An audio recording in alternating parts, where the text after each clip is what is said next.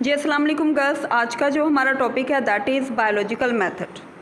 Biological method आपने 9th class में भी बहुत अच्छे से जो है वो रीड आउट किया था, जिसमें हम क्या करते हैं, सबसे पहले उसके स्टेप्स थे जो कि हम रखते हैं, जैसे कि ऑब्जर्वेशन है, फिर हाइपोथेसिस है, और उसके बाद डिडक्शन है, एक्सपेरिमेंटेशन है, फिर थ्योरी होती है, लॉ एंड प्रिंसिपल।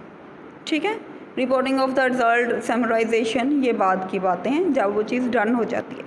तो बायोलॉजिकल मेथड जो है वो यहाँ पे हम ज़रा जो है वो पॉइंट्स में तो नहीं है, वैसे आप लोगों के साथ उन्होंने शेयर किया हुआ है, लेकिन इसमें एक नया पॉइंट जो यहाँ पे ऐड किया गया है वो रीजनिंग का पॉइंट ऐड किया गया, जो कि आपको अभी मैं आपके साथ शेयर करूँगी तो आपको समझ आ जाएगी। हमें पता है कि साइंस एक सिस्टमाइज्ड नॉलेज है, एक सिस्टम के थ्रू काम करती है और प्रॉपर वे चैनल में काम करती है। जैसे दूसरी साइंसेस है, बायोलॉजिकल साइंसेस में भी एक तरीकाकार मेथडोलॉजी है और वो एक्सपेरिमेंटल इंक्वायरी के ऊपर बेस करती है। हम ये काम स्टार्ट करते हैं मोस्टली चांस ऑब्जर्वेशन से। आपको अचानक से कोई चीज़ देखते हो, ऑब्जर्व करते हो, वो ये कैसे है, और ये ऑब्जर्वेशन हम जो बनाते हैं 5 सेंसेस से बनाते हैं, vision, hearing, smell and taste and touch से। और ये देखते हैं कि हमारी कौन सी सबसे ज़्यादा फंक्शनल एबिलिटी रखती है सेंस। उसके बाद ऑब्जर्वेशन जो है क्वालिटेटिव भी होती हैं, क्वांटिटेटिव भी होती हैं। क्वालिटेटिव में हम क्वालिटी देखते हैं चीज़ की, और क्वांटिटेटिव में हम उसको मैयर कर सकते हैं। ठीक है, महसूस कर सकते हैं, कैन फील, कैन टच, और मैयर कर सकते हैं, can be recorded in number. हम उस चीज़ का डाटा जो है रिकॉर्ड कर सकते हैं फिगर्स में। क्वांटिटेटिव ऑब्जर्वेशन जो है वो हमेशा एक्यूरेसी शो करती हैं ओवर क्वालिटेटिव, उसमें गलती की गुंजाइश कम से कम होती है। मैंने भी बोला, रिकॉर्ड भी कर सकते हैं, मैयर भी कर सकते हैं। ठीक है, उसके बाद ऑब्जर्वर जो होता है अपना डाटा जो ऑब्जर्वेशन की फॉर्म में जो उसने लिया होता है उसको ऑर्गेनाइज फॉर्म में रखता है और उससे एक स्टेटमेंट बनाता है जिसको हम हाइपोथेसिस बोलते हैं, जो कि टेंटेटिव एक्सप्लेनेशन होती है ऑब्जर्वेशन की। ऐसी एक्सप्लेनेशन जो फर्दर जो है, जिस पर फर्दर वर्किंग की जा सके, जो आपको जगा के रखती है, प्रोवोक करके रखती है। उसके बाद आगे चलते जाएं तो हम आगे फर्दर जब हाइपोथेसिस को लेके चल रहे होते हैं तो हाइपोथेसिस को बनाने के 2 तरीके हैं जो यहाँ पे मैं आपके साथ शेयर कर रही हूँ कि ये नई चीज़ होगी आप लोगों के लिए। बहुत इंपॉर्टेंट टॉपिक है ये बायोलॉजिकल मेथड। हाइपोथेसिस जो है वो 2 वेज हैं जिससे हम फॉर्मुलेट करते हैं। The first one is deductive reasoning and the second one is inductive reasoning. ठीक है, डिडक्टिव रीजनिंग क्या होता है? जब आप मूव करते हो फ्रॉम जनरल टू स्पेसिफिक, इसको डिडक्टिव रीजनिंग बोलते हैं। General to specific, it involves drawing specific conclusion from some general principle और assumption. For example, deductive logic में इफ और देन लॉजिक चलता है, डिडक्शन में ये चलता था, ये भी 9th में आप पढ़ के आए हैं।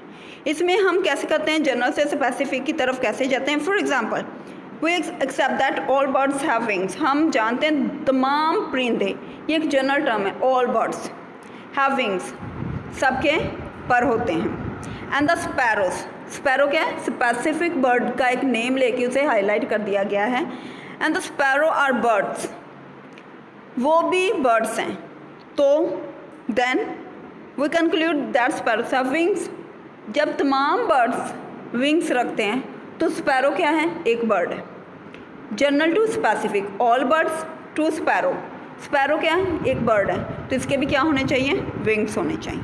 एक सेकंड एग्जांपल देखिएगा, all green plants require sunlight for photosynthesis. All green plants general term है, कोई स्पेसिफाई नहीं किया गया। Then any green plant when placed in dark wood not synthesise glucose and product of the photosynthesis. अगर आप किसी एक स्पेसिफिक प्लांट को भी अंधेरे में रखते हैं तो वो फोटोसिंथेसिस का प्रोसेस यानी ग्लूकोज फॉर्मेशन नहीं करेगा। ठीक है, ये है डिडक्टिव। इंडक्टिव रीजनिंग जो है वो डिडक्टिव के बिल्कुल ऑपोजिट होती है। इसमें आप मूव करते हो from specific to general. For example, हम क्या करते हैं इसमें, स्पेसिफिक टू जनरल। अब हम किसी चीज़, किसी स्पीशीज़ का नाम पहले लेंगे, देन हम उस पूरे ग्रुप, जनरल ग्रुप की तरफ जाएंगे। फॉर एग्जांपल, हम जानते हैं स्पैरोज हैव विंग्स, और वो बर्ड्स हैं। We know that eagle, parrot, hawk, crow are birds. Then we induce, नतीजा क्या निकाला हमने? All birds have wings. Sparrows birds हैं और उनके विंग्स हैं, तो दुनिया में जितने बर्ड्स हैं उनके क्या होंगे, विंग्स होंगे। ठीक है, अब इसके बाद आगे चलते हैं।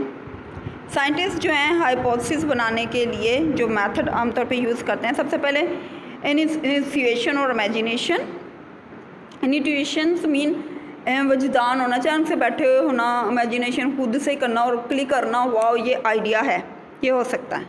एस्थेटिक प्रेफरेंसेस, खूबसूरती को देखते हुए चीज़ें अट्रैक्ट करती हैं उनको, ये देखा जाता है। रिलीजियस वे, जैसे इस्लाम हमें कोई हिंट देता है और हम उस पर रिसर्च करना शुरू करते हैं आयात की शक्ल में। Comparison analogy with other process, हम कहते हैं कि ये चीज़ हो रही है तो ये चीज़ अगर ये दिन में हो रही है तो ये वाली चीज़ भी दिन में क्यों नहीं हो रही, अगर ये प्रोसेस रात में हो रहा है तो ये दिन में क्यों नहीं हो रहा, इस तरह कंपेयर करके किया जाता है। उसके बाद आप किसी और चीज़ की डिस्कवरी करें और बाय चांस आपको एक और चीज़ मिल जाए, ये कुछ तरीके हैं जिससे आप फॉर्मुलेट करते हो हाइपोथेसिस को।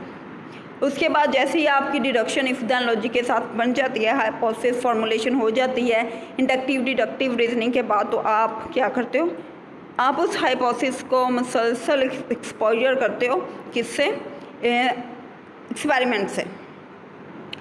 कुछ खूबियाँ होती हैं हाइपोथेसिस की, जैसे कि वो जनरल होना चाहिए, सिंपल होना चाहिए, टेस्टेबल होना चाहिए और गलत भी हो सकता है, ज़रूरी नहीं है कि वो करेक्ट हो। अगर आपको अभी पता है कि वो करेक्ट है तो आपको एक्सपेरिमेंट करने की ज़रूरत ही नहीं है। एक हाइपोथेसिस जो है उसको टेस्ट किया जा सकता है again and again again and again, उसे बार बार जब एक्सपेरिमेंट की बेस पे चढ़ाया जाता है और वो टेस्ट ऑफ टाइम में स्टैंड करता है तो बच्चे वो क्या बन जाता है, थ्योरी बन जाता है। थ्योरी के बाद अगर फिर अगेन उस थ्योरी को बार बार एक्सपेरिमेंट दिखाया जाए, से गुजारा जाता है, इन हालात से गुजारा जाए, तो वो थ्योरी आहिस्ता आहिस्ता क्या बन जाती है, आपका बच्चे बन जाती है लॉ और प्रिंसिपल। जो थ्योरी होती है वो प्रोडक्टिव होती है, वो नई से नई रिसर्च की राहें खोलती है, नए से नए हाइपोथेसिस बनाने की एबिलिटी रखती है कि एक थ्योरी कंफर्म होगी, उससे एक नया हाइपोथेसिस भी बनाया जा सकता है और अगेन उस पर काम किया जा सकता है। हाउएवर प्रोडक्टिव थ्योरी जो है वो अगर उसकी टेस्टिंग गोज ऑन, अगर वो चलती जा रही है, साइंटिस्ट उसको चैलेंज कर रहे हैं, एक्सेप्ट कर रहे हैं और वो कोशिश करते हैं कि इस थ्योरी को ज़रूरी नहीं है प्रूव ही किया जाए, डिसप्रूव भी किया जा सकता है, नहीं ये थ्योरी गलत है। बहुत सी थ्योरीज ऐसी हैं जो कि रिजेक्ट हुई, जैसे वाइटरफोर्स थ्योरी रिजेक्ट हुई, फ्लोजेस्टस थ्योरी केमिस्ट्री में वो रिजेक्ट हुई। तो ये थ्योरी जो है साइंटिस्ट का एक ग्रुप होता है, स्कूल होता है, जो कि आपकी थ्योरी को क्या कर सकता है, रिजेक्ट भी कर सकता है, लेकिन उसके लिए भी सपोर्ट ऑफ एक्सपेरिमेंट्स और एविडेंसेस होनी चाहिए। लेकिन अगर वो रिजेक्ट नहीं हो पाती है और एक्सपेरिमेंट की बेस पे उतरती जा रही है, म्यार पे उतर रही है, तो वो क्या बन जाएगा, साइंटिफिक लॉ बन जाएगा। और साइंटिफिक लॉ जो होता है वो यूनिफॉर्म और कांस्टेंट फैक्ट होता है आपकी नेचर का, और ये कभी भी रिजेक्ट नहीं होता है। लेकिन बायोलॉजी में लॉज बहुत कम है, आपने देखा होगा, आपने लॉ ऑफ मैंडल पढ़े इनहेरिटेंस के, वो 10th में पढ़े, और एक और है प्रिंसिपल हार्डी-वेनबर्ग थ्योरम, ये हम सेकेंड ईयर में इंशाल्लाह पढ़ेंगे। एग्जाम्पल जो है बायोलॉजिकल वो लिखे हुए आगे, हार्डी-वेनबर्ग और मैंडल्स लॉ जो हैं वो इनहेरिटेंस वो सिर्फ यही पाए जाते हैं, इनका वो कह रहे हैं नेक्स्ट चैप्टर में इंशाल्लाह हम पढ़ेंगे। तो that is the biological method, और इसमें डिटेल ज़रा उन्होंने कम लिखी हुई है। अगर आप ज़्यादा लिखना चाहें तो एक्सपेरिमेंट और deduction if then logic, deductive inductive, characteristics of hypothesis बहुत अच्छी डिटेल में दिए हुए थे। एक्सपेरिमेंट्स के ऊपर भी 1-2 पैराग्राफ बहुत अच्छा दिया हुआ था, कंट्रोल ग्रुप के ऊपर दिया हुआ था, डेफिनेशन तो इसमें है ही, लेकिन अगर आप इसको पॉइंट्स बना के लिखेंगे तो बहुत अच्छा रहेगा।